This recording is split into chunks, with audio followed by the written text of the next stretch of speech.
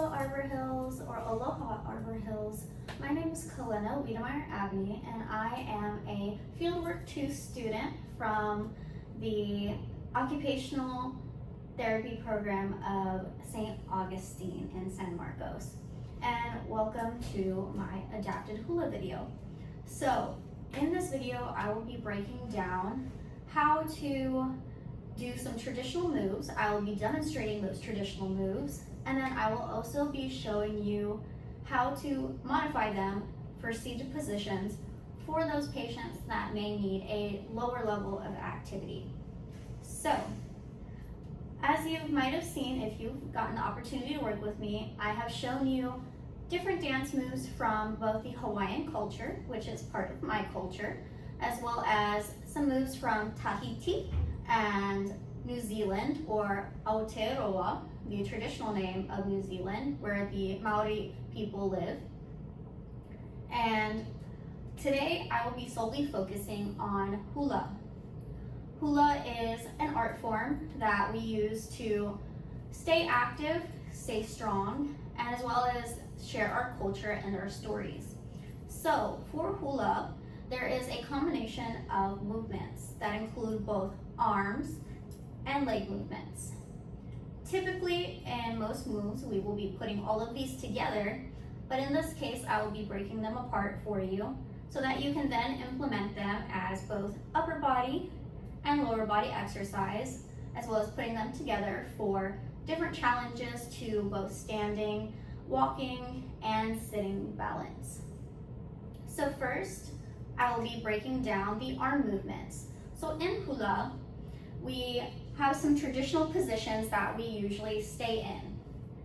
This, being tall, strong, standing with your hands on your hips, is one of the most common positions that we will return to, as well as this. Imagining there's a line going down the middle of your body, your two hands will come to that line, resting under your chest with your elbows up high, along with the pointing movements. Some may point to the front, some may point directly to the side. But again, keeping this hand at our midline and switching, same in this direction, pointing in this direction and forward and to the side. So a lot of our movements will consider moving to the side this way, moving to the side that way. A lot of movements are mirrored in hula. So what you do on one side, you should be doing on the other. It is mostly considered of 4 counts. But first, we will be breaking down some other arm movements that can be done both standing or sitting.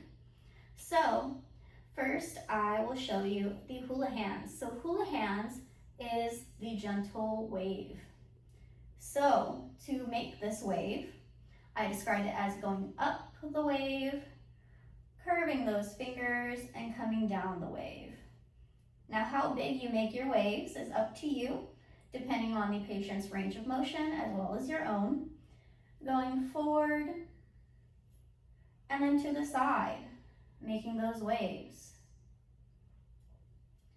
Making those waves to the side. You can switch back and forth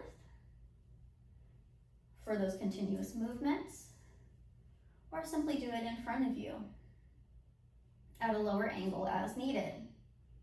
But the hula hands are a staple of most of the dances that we do, and we combine it with a lot of our other traditional dance moves. Next will be the rolling waves. Staying on theme, the rolling waves are just a roll of your hand. So it typically just looks like you're rolling in circles. To the side, to the other side, to the front. All of these movements can simply be done sitting down, but first we like to demonstrate it with standing. This is a traditional way of building strength, especially for our patients who may not be able to tolerate both moving and using their bilateral upper extremities to do these arm movements. So static standing is an option.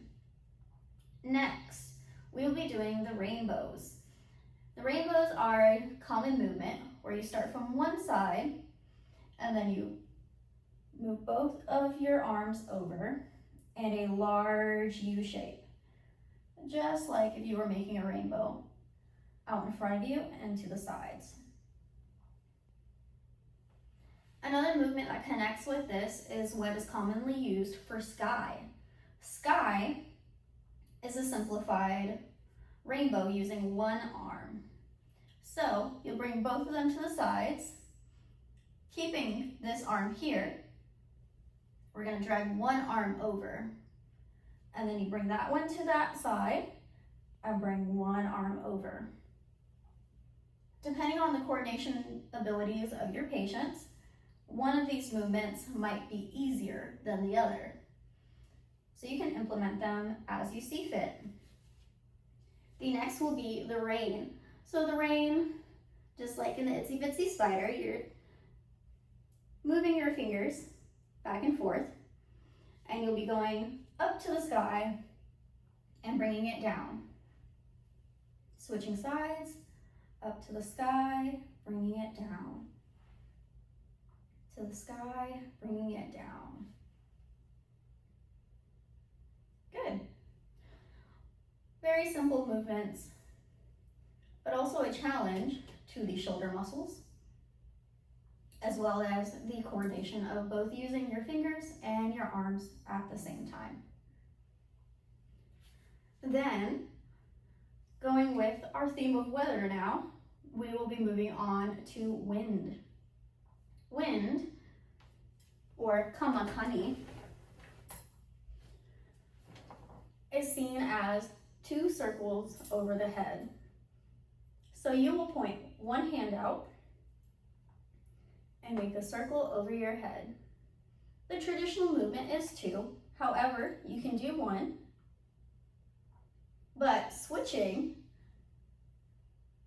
is what we look for in many of our dances. So whether you're doing one circle or two, whatever is easier for your patients or most appropriate will be what you would implement first and foremost. Then, as we're here, we will go into a sunrise. The sunrise, we would start low, where the sun has set, and we bring it up to the sky, making a big, large, round circle. Again, starting low and bringing it up to the sky.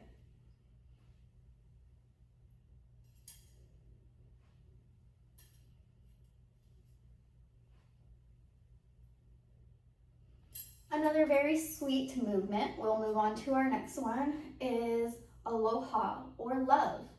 So in this movement, we will be saying, "We love you all." So we would just give ourselves a big hug, wrapping your arms, hands on your shoulders, and then spreading it out. Arms in and spreading out. In and out.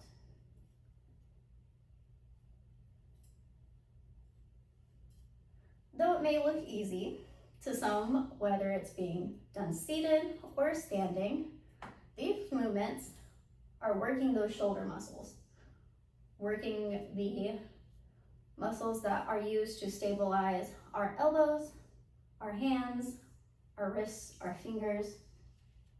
All of these bilateral extremity movements are meant for strengthening. Next, I will be moving on to the traditional Hawaiian movements. Some of these will combine the pointing of the hands as well as the feet at the same time. Once I have shown you the traditional move, we will be doing a seated version of these moves. So stay tuned for those examples. So, all of these movements can be pretty complicated, and not many people will be able to do them on their first try, especially patients depending on their level of standing abilities, stepping, sidestepping, and ability to keep their balance. Some of these movements you'll definitely want to tone down for them, whether that be doing them completely seated or by doing just the foot movements or a simplified version of the foot movements while eliminating the arms. How you break this up is solely dependent on how you choose to modify these movements for your patients. So, the first one we will be doing is called the ka'o.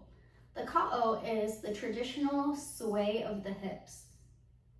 Now, all of these movements that include a sway of the hips does not always come from the hips themselves or your back muscles. A lot of these movements are in the legs.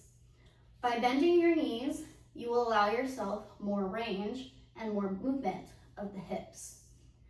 Depending on the level of your patient, you can have them standing straight up.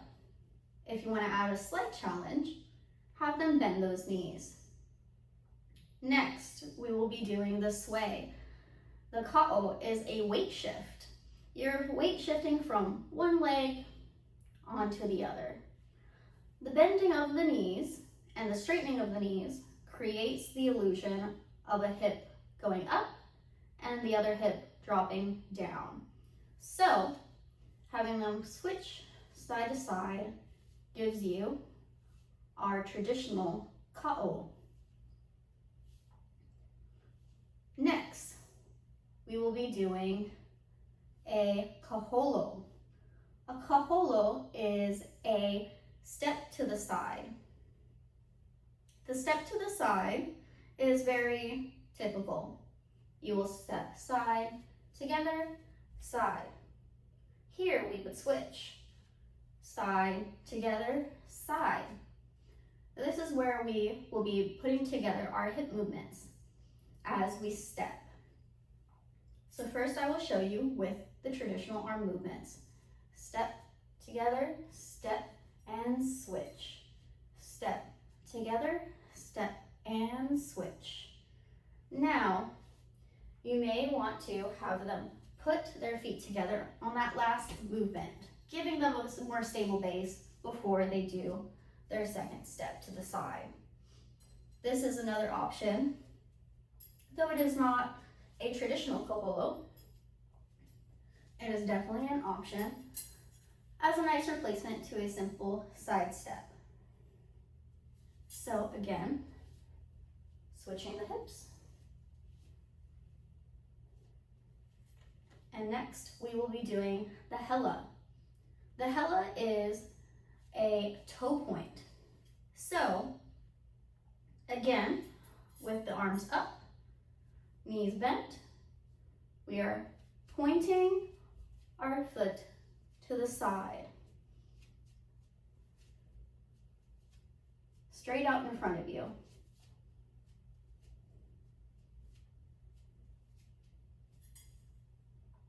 It is simple to do this, just standing straight up. However, to get the traditional sway of the hips, we would bend our knees and sway to the side. You can do this on each movement by switching the hands. Traditionally, we would step, step, switch, step, step, switch, so that the left and right sides match.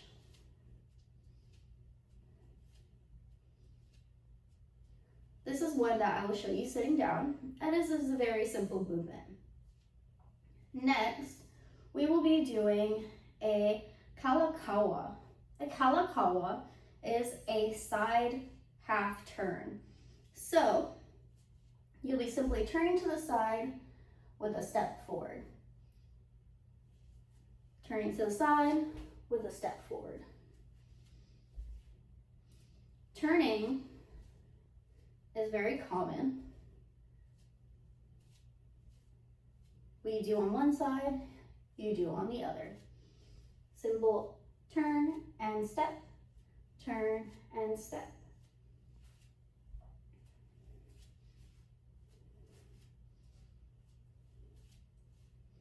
Good. Next, we will be doing a kavelu. So, while the kalakaua is a half turn to the side, here we'll be simply stepping back and forth.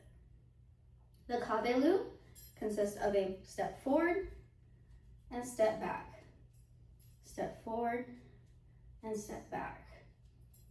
You can do this standing still in this motion, step forward, step back, or you can do the traditional travel, where you would step forward, step back, step forward, step back.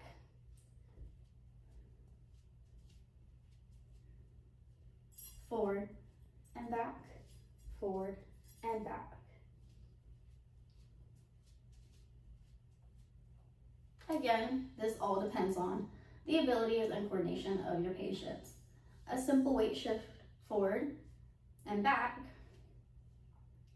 is easy to do in place. Then, along with the side steps, we will be doing some forward steps. Forward steps, in this case, will be called an ulili. An ulili, you step forward, step forward, step forward, step forward. Typically, you would mix this with another movement, like a sway, going backwards. But step forward, step forward, step forward, step forward. 4 simple steps to the front. So whether they are capable of doing simply forward and back, or those steps forward and back, or steps to the side,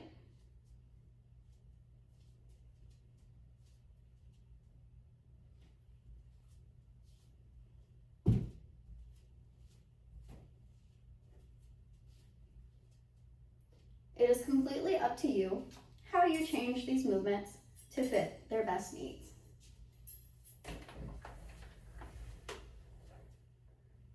Next, I'll be showing you a version of these seated. Now you could probably guess that these movements are pretty simple once you break them down into just either arms, legs, sitting, or standing. So here, I'll be showing you 2 of the movements that we've done previously, and the seated version that is super simple. So the first will be the Hula. The Hula, again, is our toe point. So pointing our toes forward and back, forward and back. What you do on one side, you do on the other. That would be one set.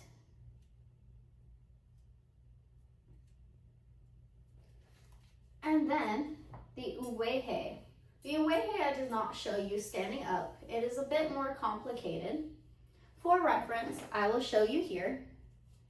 It is a step and poof, step and poof.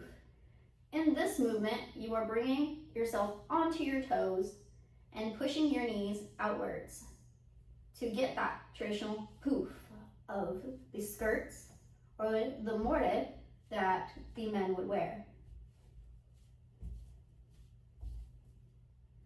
Again, with uwehe, we have what is called lele uwehe. In this one, we step, point, step together, poof. Step, point, step together, poof. Step, point, step together, poof. So, a bit more complicated, but it is a combination of both the hela, the toe point, and the uwehe, the puffing of the knees, and what I call tippy toes as a simplified version. So whether you're just doing calf raises or making it more difficult with the outward push of the knees is completely up to you. Same thing when they are seated, whether or not you want them to simply come onto their toes or push out with their knees, onto the toes and out with the knees.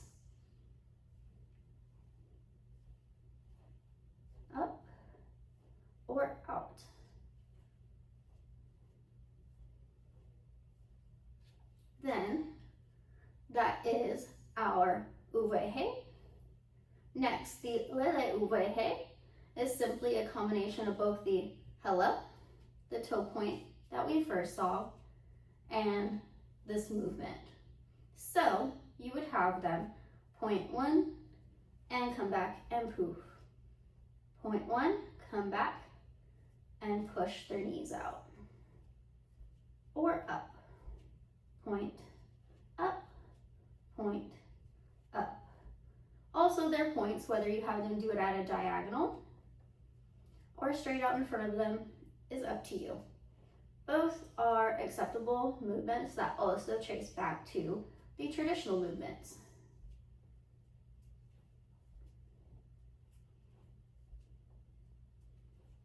Good. So, as you see, there are many traditional movements that you can modify as you see fit, whether it be in hula or another form of dance you may know, whether it be from another island culture or your own, whatever that may be. My challenge to you is to explore some of those things, become creative with your treatments, and realize that there are other ways that we can keep our patients physical and healthy while also being culturally inclusive and fun at the same time, giving them something new, different, or exciting to be a part of, whether it be on a one-on-one type of treatment or a group session, which I had the enjoyment of doing multiple times with some of our residents here at Arbor Hills, finding ways to make their day a little bit better, make therapy a little bit more fun, and also be able to share something that you enjoy with your residents and your staff members is going to make being an OT even better. So again, my name is Kalena Wiedemeyer Abney. I am a Fieldwork 2 student, or was a Fieldwork 2 student of the Arbor Hills Nursing Facility, and I'm an occupational therapy student from the University of St. Augustine. I will be receiving my doctorate next year in April of 2026, and this is my gift to you to continue using to implement into your interventions. Aloha, mahalo, and thank you.